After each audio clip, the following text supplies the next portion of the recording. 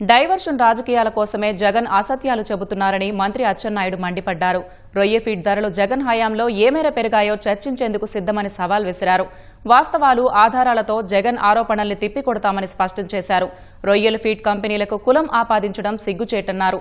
గొడ్డలి పార్టీ బతికి బట్టకడితే రాష్ట్రం అంధకారం అవుతుందని చెప్పారు. మంత్రి అనితను రాజకీయంగా ఎదుర్కోలేక వైసీపీ నీచ రాజకీయాలకు పాల్పడుతోందని అచ్చెన్నాయుడు ధ్వజమెత్తారు. పదవి గురించి దేన్ని వదలరు.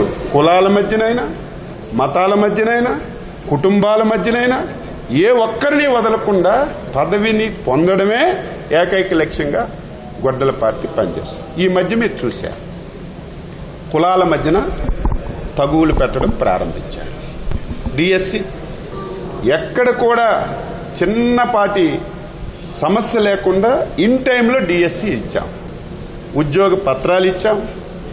వాళ్ళందరూ కుటుంబాలతో వచ్చి ఒక పండగ వాతావరణంలో మీ సమక్షంలో ఇక్కడ ఆర్డర్స్ తీసుకుని వెళ్ళి జాయిన్ అయ్యి వాళ్ళు ఉద్యోగాలు చేసుకుంటున్నారు. రేపు నా పార్టీకి భవిష్యత్తు ఉండదని చెప్పి సంవత్సరం తర్వాత ఈ డైవర్షన్ పాలిటిక్స్ గురించి డిఎస్సిని తీసుకొచ్చారు. ప్రతి దాన్ని రాజకీయం చేయడం ఆయనకు అలవాటు అయిపోయింది. కులాల మధ్యన తగువు పెట్టడం ఆయన నైజం. అందుకే మనందరం అప్రమత్తంగా ఉండాలి. ప్రజలకు ఎప్పటికప్పుడు చైతన్యపరచాలి.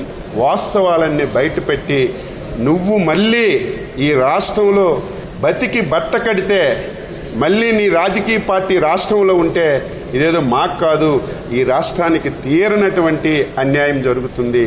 అందుకే ఎక్స్ప్లెయిన్ చేస్తాను.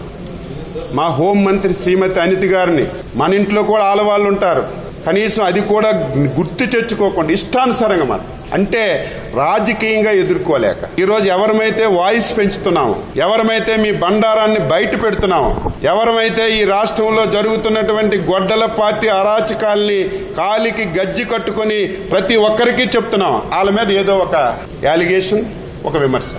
సిగ్గుందా మీకు? మీ ఇంట్లో ఆడవాళ్ళు ఉండరా?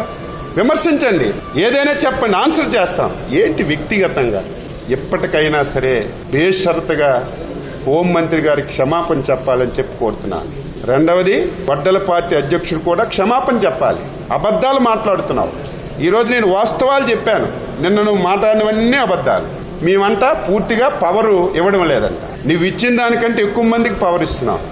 మాకంటే మీ హయాంలో ధరలు బాగా పెరిగాయి. అన్నీ మాట్లాడకుండా అవాస్తవాలు మాట్లాడుతున్నావు. నువ్వు బేషరతుగా రైతులకు కూడా క్షమాపణ చెప్పాలని చెప్పి సందర్భంగా కోరుతున్నాను.